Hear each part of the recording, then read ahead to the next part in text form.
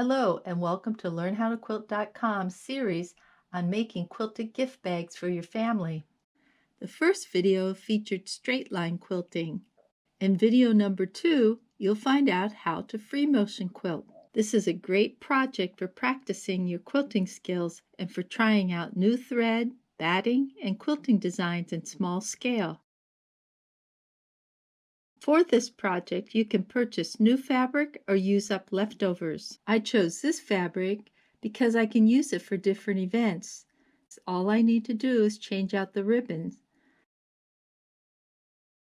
To make this quilted bag, I used a little less than a half a yard for the top, half a yard for the back and the batting, and I used a half of a yard for the lining. These yardage amounts aren't set in stone. You can make your bag larger or smaller. Just remember to cut the batting and backing larger than the top so you have something to hold on to when quilting the edges. Also, you don't have to use backing.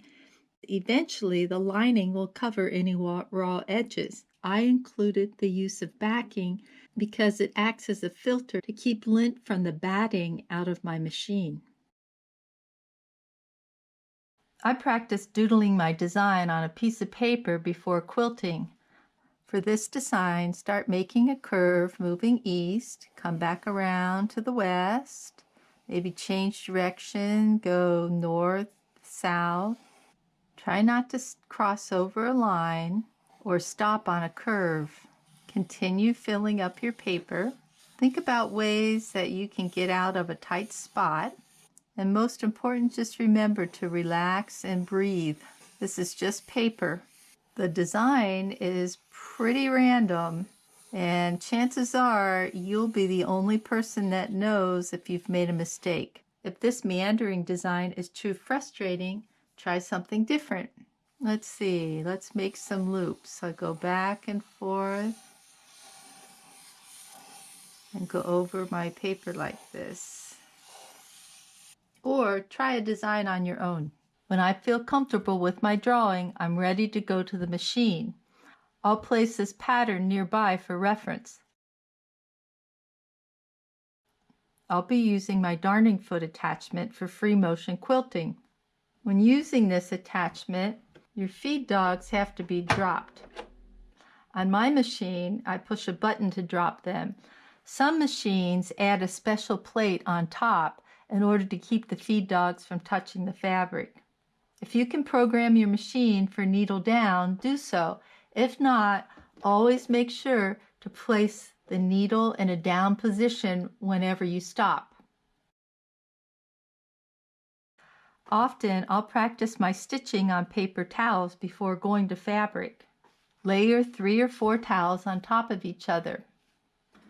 Place the pressure foot down and pull up the bobbin thread. Hold on to both threads, put the pressure foot down, and take a few stitches in place. Then move over a little. Remember to keep your needle down when you stop, and clip those threads. With the feed dogs deactivated, you'll be able to move from side to side or up and down. Your stitch length will be determined by how fast you move that fabric and by how fast your machine goes. Remember to use your hands as a sort of embroidery hoop. When you get started, don't worry so much about your design. Just concentrate on starting, stopping, and repositioning your hands. Stop with the needle down, reposition your hands.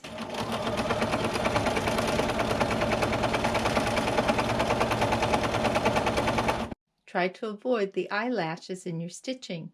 These occur because you're moving your hands too fast. Slow down when you go around curves and they'll disappear.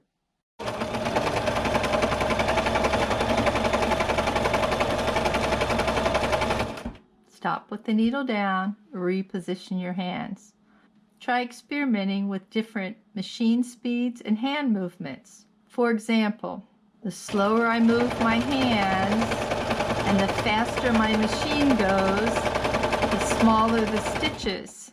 If my machine is slow and I move my hands very fast, the stitches are very large.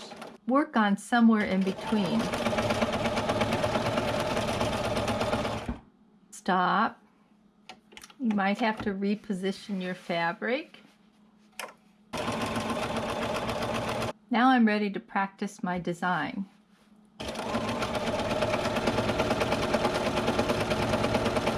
Make some loops.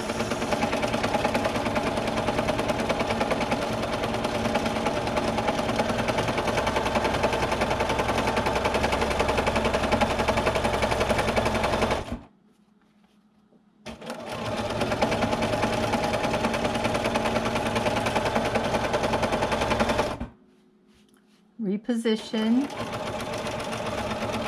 Notice when you're on the edge here, it's more difficult because you don't have much fabric to grip.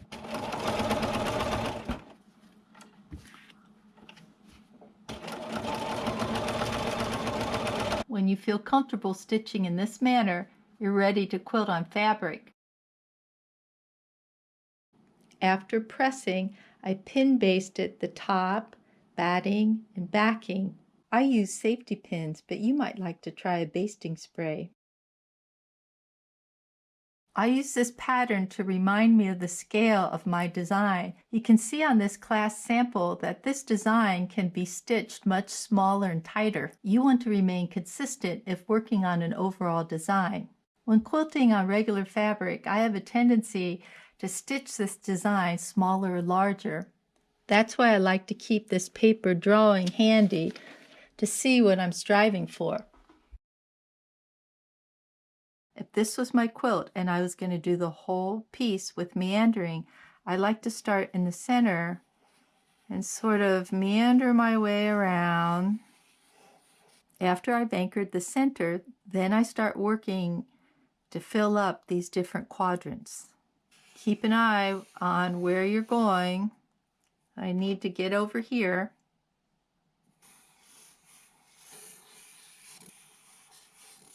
As I said earlier, if you make a loop a little too thin, don't worry about it. Nobody's going to notice but you.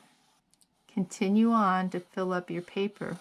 Let's say you get stuck and there's no way out. Just end your stitching and come in off the side.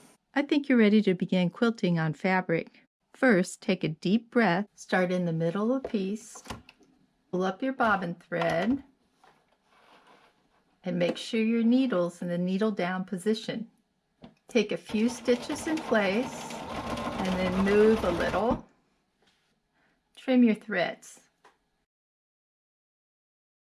I like to use these page turners on a few of my fingers for a better grip. Some folks like to wear special quilter's gloves or rubber gloves, but I really don't like sewing with gloves, so I use these.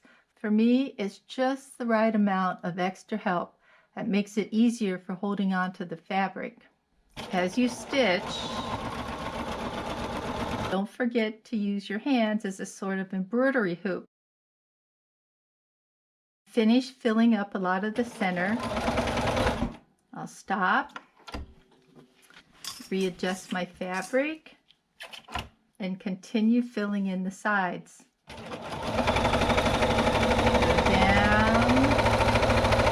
Over. If I come off the side here, that's okay. And notice it's a little bit more difficult to hold on to fabric here. Find yourself stuck in the middle with no place left to go. Just stitch in place a few times and clip your threads. This time I'm going to start from the edge. I put in a few stitches and then continue forward. I always like to clip these threads out of the way because they get tangled up really easy. Now I'll continue quilting in this area. Notice I've left this selvage on because it gives me a little bit more to hold on to when I start quilting. After the piece is finished, I'll trim that. Continue stitching in this manner until you fill up the entire piece. Trim off the excess batting and backing. Cut your lining the same size as your quilted piece. On the quilted piece, put right sides together and then stitch a 1/4 inch seam all the way down on both sides. Take your lining and put right sides together. On this side, stitch a 1/4 inch seam all the way down. On this side, stitch a 1/4 inch seam and then stop about 5 to 6 inches from the edge.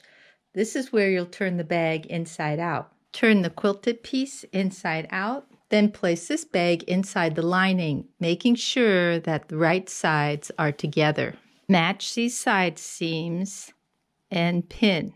Continue pinning around the edge. I stitched a 1/4 inch seam all the way around this edge, and now I'm ready to turn it inside out. Here's that opening, and I just start pulling this through. You end up with something that looks like this. You just take and tuck that lining in. Now I'd like to take this over to the ironing board and press this down. I also like to press this little area here where I turned it inside out. I can either hand stitch that or stitch it on the sewing machine.